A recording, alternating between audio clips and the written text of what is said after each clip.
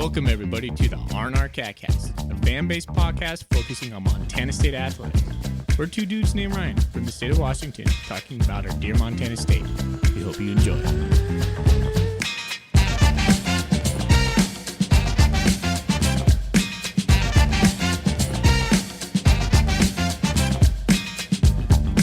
And good evening, good afternoon, and good morning, Bobcat Nation. Whenever you're listening to this, I am your R&R basketball host, Zach Levere. This is Brickball. And I can't believe that Ryan signed off on this because there's no Ryans here tonight. It's just me and four-time Big Sky academic All-American or academic All-Conference. And are you the leader in most games ever played for the Griz basketball team? Mack Anderson, welcome to the show. Thanks for having me. That I was going to say that accolade didn't last very long. It got beaten a couple months later by Josh Vasquez. Yeah, I did my research today, but it's kind of the second leg of the Brawl series. You guys got the best of us in the first leg here in Bozeman. It was competitive in the first half, and man, you guys just shot the lights out of the ball. So when this opportunity came up, man, you've played in a lot of these games, and I'm curious for a lot of our listeners because this is a very different viewpoint on the other side of the rivalry of what you saw, what it was like. I mean, you played 5 years for the Griz, and just you saw a lot of what MSU was from the pre-Danny Sprinkle era to what Danny Sprinkle's era was, and now kind of as a graduate who still has a lot of teammates on that team currently, what it's like and what the current status of MSU is, as well as the Griz in the state. Yeah, I mean, it's awesome. I think it's one of the best rivalries in sports, and it was a lot of fun to be a part of. It's been fun to watch this year. I went to the game in Bozeman, and I mean, it was fun for me. I know we got a Bobcat audience here, I enjoyed that game, and I thought it was always fun, going back home too, because I grew up in Bozeman.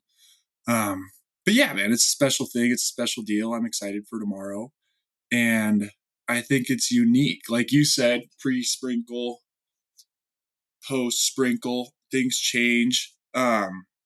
It's been, I don't know if like a roller coaster is the right word. There's always so many emotions in that game. So it's been interesting to see how things have changed throughout the years, I think. Because, there's obviously been dominance on the Montana side for a while. Montana State went on their run the last couple of years. And then now we're kind of in a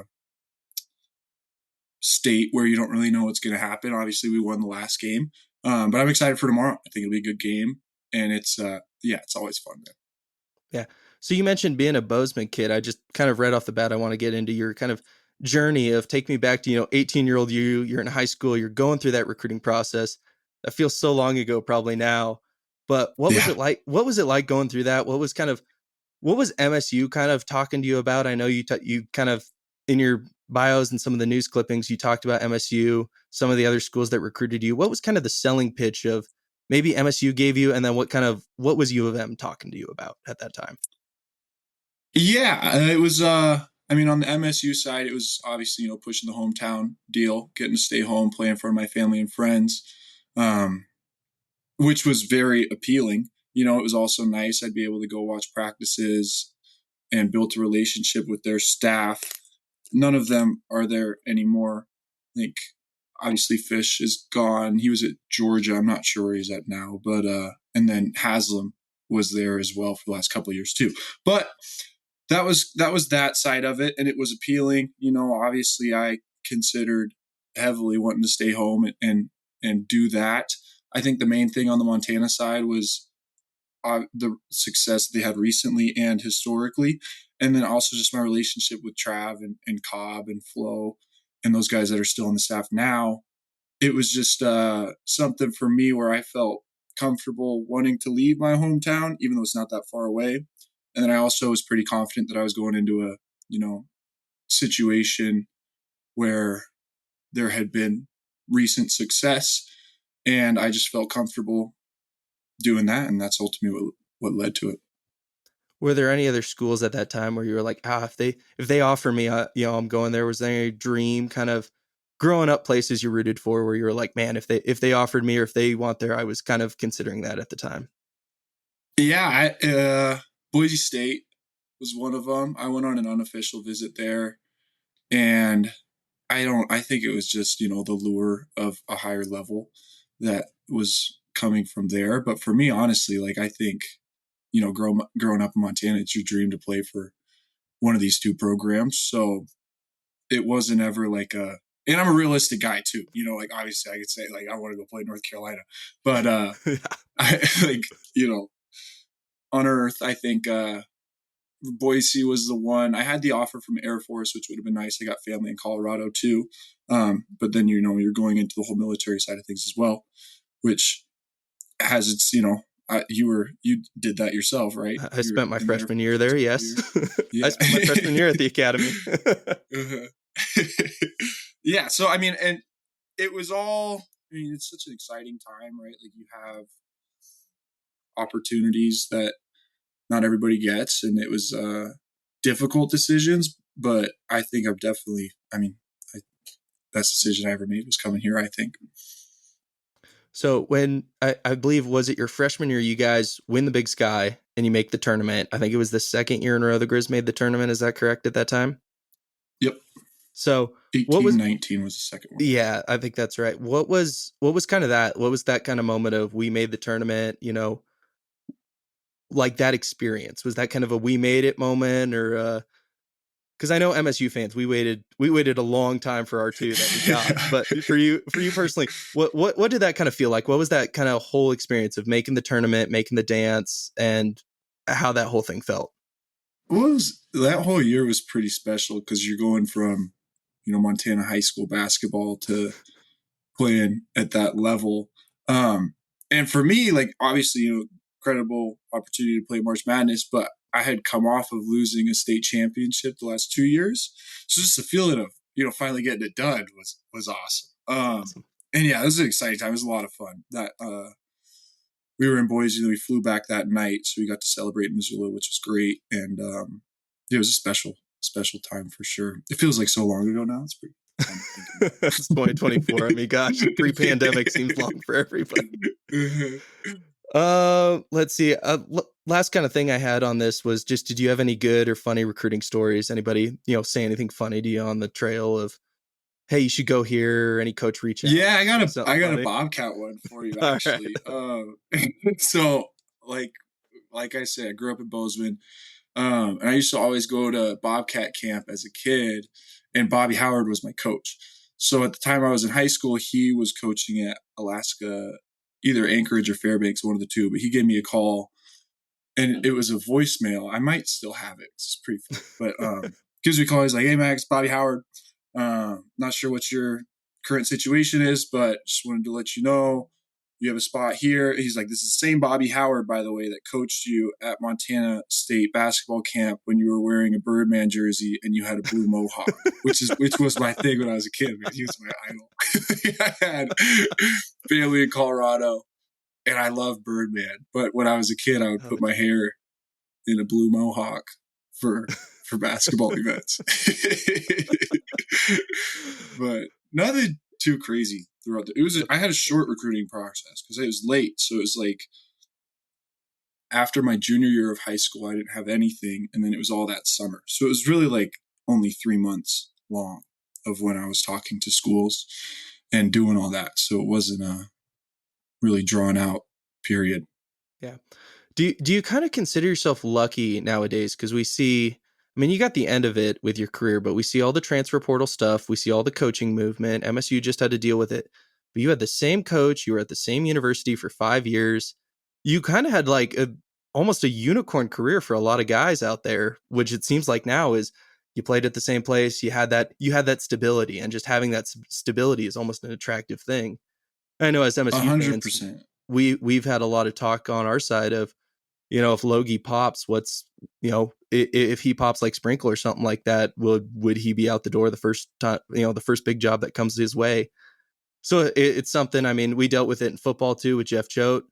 And then you're having, half our team was, I mean, Battle's gone, Osabor's gone, and they've done amazing things this year.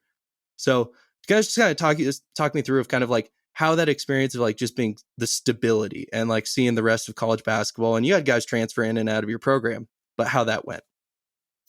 Yeah, I mean, first off, like you said, it's incredibly grateful and lucky to have had that experience. And it is rare these days.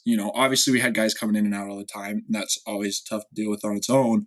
But for me, like I never really wanted to leave because I And we're back, just doing a quick mic swap for us for a second. And I'll just kind of restart with the question I asked. You got into the answer, but I'll have you say it again for us. But, going into your sophomore year, Danny Sprinkle gets hired by Montana State.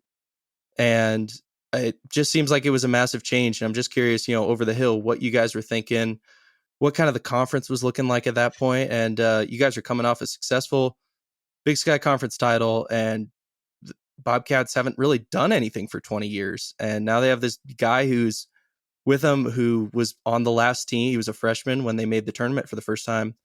And just kind of what that was like, and what your guys' kind of thoughts. And was it kind of an, oh, here we go? Or was it like, hey, we're on the top of the mountain, they got to knock us off? Yeah, no, it's a good question. The first year, I'd say, business as usual is no real difference to the approach. Like we still had guys that had been a part of it for long enough to where it's like, you have your Saeed Pridgett, your Kendall Manuel, Jared Samuelson, like dudes that have been around for long enough to where, you're looking at it as just, it's the same approach to the rivalry. I think it was all the way through. But like personally, because that was the first year, and then you have the COVID year, which is when things took off in Bozeman, I would say. And we didn't play that year. And then the year after, we lose in Bozeman, which was the first loss that I had, and the first loss since I think 2016 or 15. And then got it back in Missoula. And then Montana State goes on to win the championship. And I was hurt for the second half of that season too. So I kind of scratched like those 2 years out. Last year, they're suddenly the team to beat in the conference, them in Eastern, right? So it doesn't necessarily change the approach to the game. I think every game, especially in this conference, like you've seen it this year, you've seen it the last couple of years, anybody can beat anybody. So you're still, scout wise, it's all the same. They have better players they have really good players before too, right? You have Tyler Hall and Harold Frey. Like they had guys, or you guys had guys. I don't know how to preface it on the Montana State podcast, but yeah, I don't think like the whole approach changed too much. I think for the biggest difference was that we had young guys who hadn't been a part of it and hadn't seen the success. So I think that mindset might have been different. I'm glad they got it done this year for the first game, and I'm excited to see tomorrow because it's just a new group. Like it's kind of like it's just generations, I guess, every 4 years, if you want to call it that. But everyone's going to be different, so it's fun to be a spectator now and kind of just see it from a different point of view. Because I feel like when you're playing it, it's a lot more emotional. You're invested. Obviously, you're invested as a fan too, but it's definitely changed throughout the years as far as like who's on top, who's having a better year that year. But at the end of the day, it's still Cat Griz. It's the rivalry is what it is, and I don't think who is had a better year affects it necessarily. Right. Well, I will say, I think first game I attended in person, because I was living in Spokane the past couple of years, was that it was the 21-22 season. It was the second leg. It was at your guys' place. And I think MSU had beaten UM at our place. And that was right after we had just lost the national championship in football. So that made everybody feel a little better. And that game was weird too, because there's nobody at the Bozeman game. Yeah, there's just nobody there for a Cat Griz game. And I was just like, what the heck's going on? And I was top row, just me and my girlfriend in Cat's gear. And I went to the game in UM, and that was an odd game. And the reason I kind of bring it up is it just felt like a classic Cat Griz game where it was chippy. There was a lot of fouls. I think you guys made like a 3 or just a buzzer beater right before half, and you kind of controlled the game. Besides, MSU just got to the free throw line a ton in that game, I remember. But it was just one of those funny things. That was my first. I'd always followed the rivalry, but that was my first kind of in-person experience to the rivalry to that point. And it was chippy. It was fun. I think you guys led most of the game pretty decently, and then it got kind of tight towards the end. And it was just a great atmosphere, and I think that's what this rivalry is. And I hope they have this atmosphere, and I think they will coming up. Yeah, I think tomorrow's gonna be special. That game was interesting because I was hurt at that point, so I didn't play. So which was the worst? The Cat Griz game, you're not able to play. But it is special, and it's different than every other game. Like I saw a picture the other day of the Weber game my freshman year, and it was packed out, which it used to. Most of the conference games here would get pretty full, and I mean it's just if the program's having success, I think more people come to the games, obviously. Right. But it doesn't even matter. For Cat Griz, it's gonna be full every year. I mean, it's a cool environment. It's a lot of fun. Yep. And I'm excited for tomorrow. Yeah. So I'll kind of take your biases out and stuff and kind of shift a little bit to the conference of where was, careers kind of done at this point? Where was, your favorite place to play, maybe conference, non-conference, and where was a place you're like, man, I never want to step foot back in that gym ever again? Another good question. I think unexpected answer. I'd say one of my favorite places to play was Sac State. Really? Yeah. So we have a lot of our staff is from Northern California, and a lot of our players are too. And it's a small gym. Have you seen the Sac State gym? Oh yeah, I've seen it. It looks tiny. Yeah, it's like smaller than a high school gym, but it's always packed, and everybody's chirping you. And we had a lot of good games there too, and we won the regular season championship there. My freshman year was like towards the end of the year, and that's when we clinched the championship. So it was like good memories from the start, and then it was always just a fun environment, and always liked playing there. Places I didn't like to play, Northern Arizona, I'd say, if I had to pick one. I didn't really have, a least favorite place to play, I think NAU, just 'cause it's a hard road trip. Weird arena, like you play in that football stadium. In the football stadium. Yeah. And in Idaho, when you play in the stadium, before they built their new arena, Idaho would bring down curtains. NAU, it's just open. So you're just in this ginormous space. Tiny little corner of it is the basketball court. Speakers are like 500 feet above you. Everything sounds funny. It's high elevation. You're tired. So I'd say NAU if I had to pick a least favorite place to play. I think you're not going to get... I'm surprised you didn't say Idaho State just because of probably the road trip. Or would you guys bus to Idaho State, actually? I'm just curious. Yeah, because they were paired with Weber. So we would either fly to Salt Lake or drive to Pocatello and then do that drive. It does kind of suck. I played really good at Idaho State my freshman year, and so I always had a special place for Pocatello in my heart. It is all... But yeah, I mean that place isn't. I mean, we lost there last year. That was tough. But yeah, I didn't have any problems with Pocatello. Gotcha. So you've alluded to about playing through injury. I'm just kind of leading this off things you've said with questions I keep thinking about. But kind of playing through injury, rehabbing. Can you kind of go through that of what it was like and kind of a desire to get back on the court? And Boise, I went last year for the first time, and I'm not a player. I just was a spectator, and it's a fun venue for what it is for this conference, and it's cool. And just kind of what the desire to play in Boise and fighting through injury and just trying to get through that to... It's a long season, man. What kind of was your experience, and what was kind of your aspirations with those things?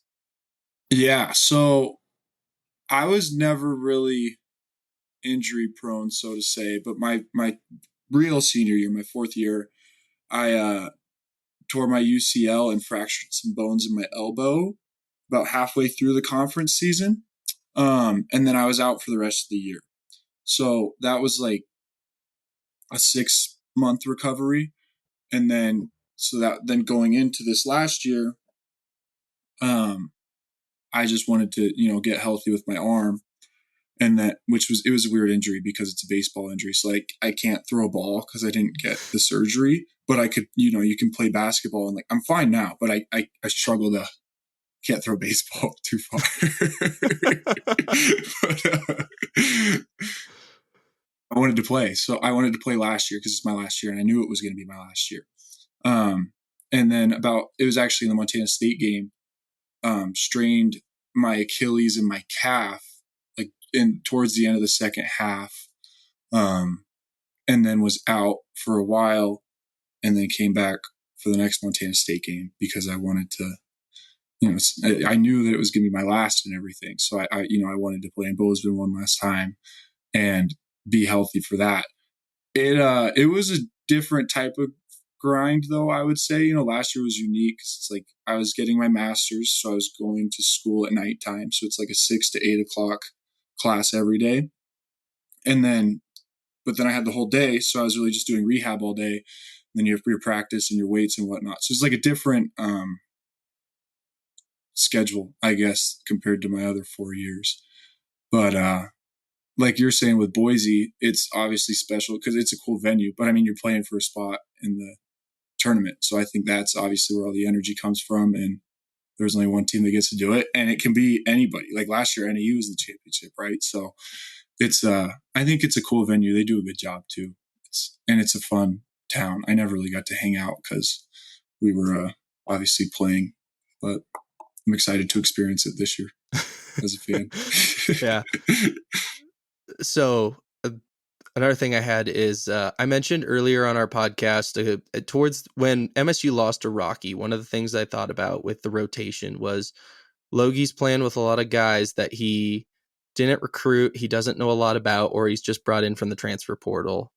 And Eastern had such a great year last year, and then they faltered to Idaho State and then MSU, and then they get knocked off in just crazy fashion.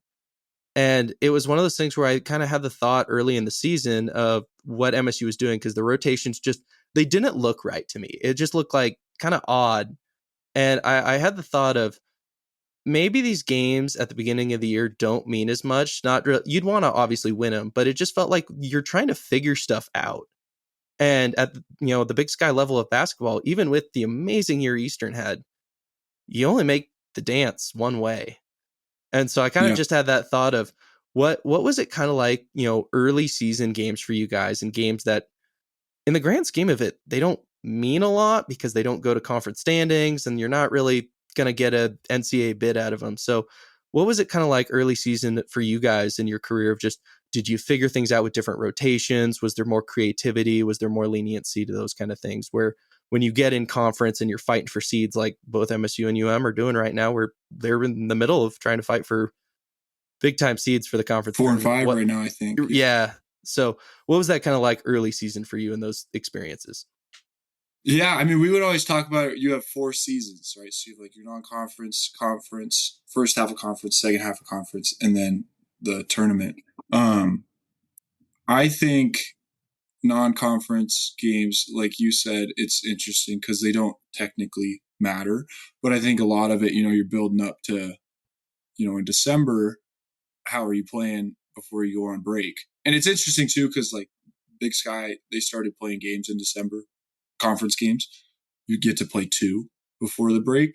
But yeah, a lot of that, I mean, especially if you have new guys, it's just trying to figure out what works, what doesn't work, as far as rotations and lineups and what you're going to go with heading into conference. I think the biggest part of all of it is when you're playing your best, right? Because obviously, you want to win the regular season, you want to get a good seed going into Boise. But at the end of the day, if you're not playing good in Boise, you're not going to go to the tournament, right? And I mean, a regular season championship is great, but it's not. I mean, I'd rather play in the NCAA tournament than the NIT any day of the week. So, it's figuring out how you can be playing your best basketball in March.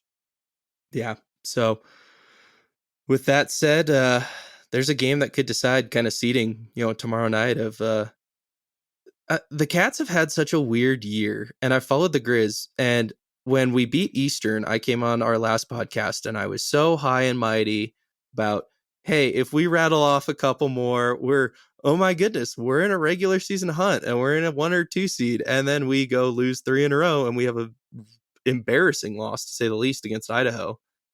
But the fact is, the Griz, I mean, Idaho was not showing nothing. And then they come out of nowhere and they give the Griz just a heck of a game. And I'm just thinking, okay, that's it. They just kind of played their best, and they're going to come in here bat on the second half of a road, and they killed us. They slaughtered us. It was, they schematically they were better in every phase of that game. I'll give them complete credit. And I had said on here, please don't lose to Idaho. Please don't lose. And they did. So, I don't know if it was the Cats just had a big, I don't know how to put it, but we just had a big, just a letdown game after a massive win. We're still the only team to beat Eastern.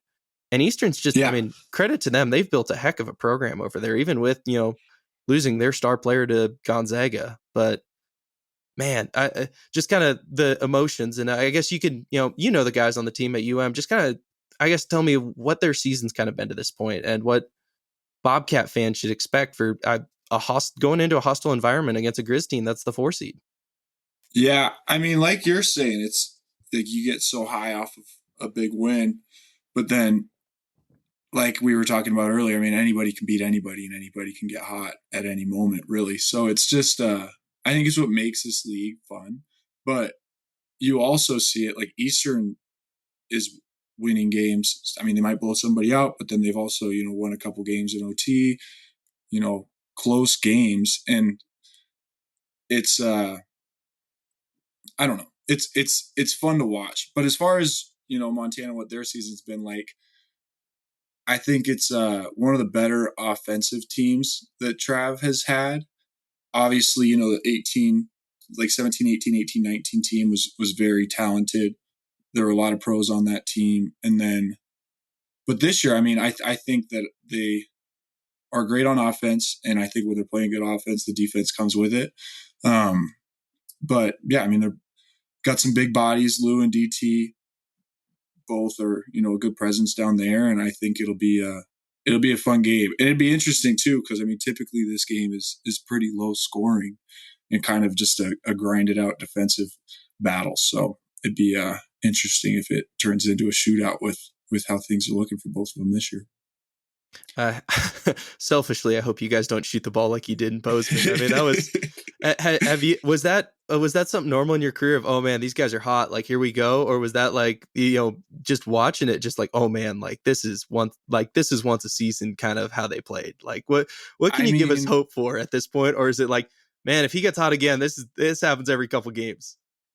Well, I can confidently say that with Moody, he can get hot whenever. That guy can score the basketball. But you also had like different guys step up. Like Knapp had a big night. But that's just basketball. I mean, like if a guy's having a good night, the hoop looks big, you never know.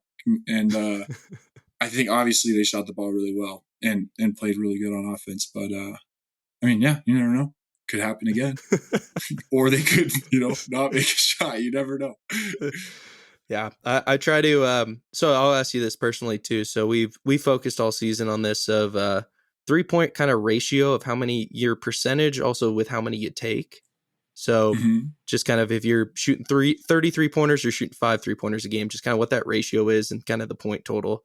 And then if you out rebound another team, when you obviously you care about the wins and stuff like that, but when you guys were in and kind of your midweek stuff, did you guys care about any of the stats, or did you care about, hey, we got to out rebound them, or did we out rebound them? Or was that ever kind of something, analytically you guys were driven by, or was it just, hey, we got the dub, we played hard, whatever worked on that thing? Was that something that was kind of taken into account? That's interesting, because I feel like the analytics come out more when you lose, because it's like, why did we lose that game? And typically, you're going to look at rebound margins and how well you shot it. Turnovers, assist to turnover ratio is a big one. So yeah, I mean, we would look at it. I mean, if you're not rebounding, we're going to be doing rebounding drills. If you're not shooting the ball, we'll probably be shooting the ball a little more in practice. But yeah, I think I would say more so it comes out. I mean, maybe I just noticed it more because you're mad about a loss. So, but yeah, I think it's definitely something that they look at and pay attention to. And I think it does. I mean, there's obviously certain trends that affect winning. And you can kind of figure it out. I think every team is different though too. Like if you're just shooting the skin off of it and the other team doesn't get a lot of defensive rebounds because you're not missing a lot of shots, like that's one thing too. So it's always different, but we would pay attention to it and definitely focus on different things based off who you're playing that week. We'd always do so many defensive rebounding drills when we were playing Portland State because they were so good on the offensive glass. That was always a big focus when we were playing them. So it's just always, it's different based on who you're playing that week, I'd say. But it is definitely something that gets attention and coaches talk about. As a bigger guy, did you always have the green light to hit the three, or what was kind of your 3-point philosophy at least? Did you ever have one that was memorable of, man, I made that, or like what was kind of your what your guys' big guy three, I guess, philosophy on that too, I'll say. I'm playing in a city league right now, and I made a three on Wednesday night. It was the first 3-pointer I've made in a basketball game since my last year of AAU. I didn't make one all of college. I got credited one because they gave me one of Jared Samuelson's my freshman year, or my sophomore year. But no, I didn't shoot a three my whole college career. Really? I don't think it would have been a huge deal if I did. I just didn't feel comfortable. I was always not necessarily struggled with confidence, but I think that I just didn't necessarily see a need to be, pulling threes. I think it would have benefited me and kind of expanded my game to some extent, but I didn't shoot any threes in college. That's actually pretty fascinating. That's good, like self-restraint at this point. Like that you did that 5 years. I'm a realistic guy. Not like your last home game, senior night or something like that. Just chuck one up. I definitely thought about it a couple times. I would always get in trouble for not shooting enough, especially early on. Yeah. I think it was just it was a confidence thing at that point. But I figure if I got a guy on my team that's shooting 45% from three, why not give it to him if I'm technically 0? Well, technically 100% because 100%, but it just wasn't me. That's awesome. Yeah. All right, man. I'll kind of expand, win or lose for either team on this game. What's kind of your expectations for UM going forward? Because mine still for MSU is, I think, a successful season for us is getting to the semifinals of the Big Sky Conference. Winning that first game in the Logie era, I think is massive. I mean, right now we're scheduled to play each other first round of conference, which I can't even imagine what that would be like. I don't think that's ever happened before either. I'm trying to think. I'll have to go back and look at that, but that's currently where the two teams sit, and we're kind of middle of the pack, both squads.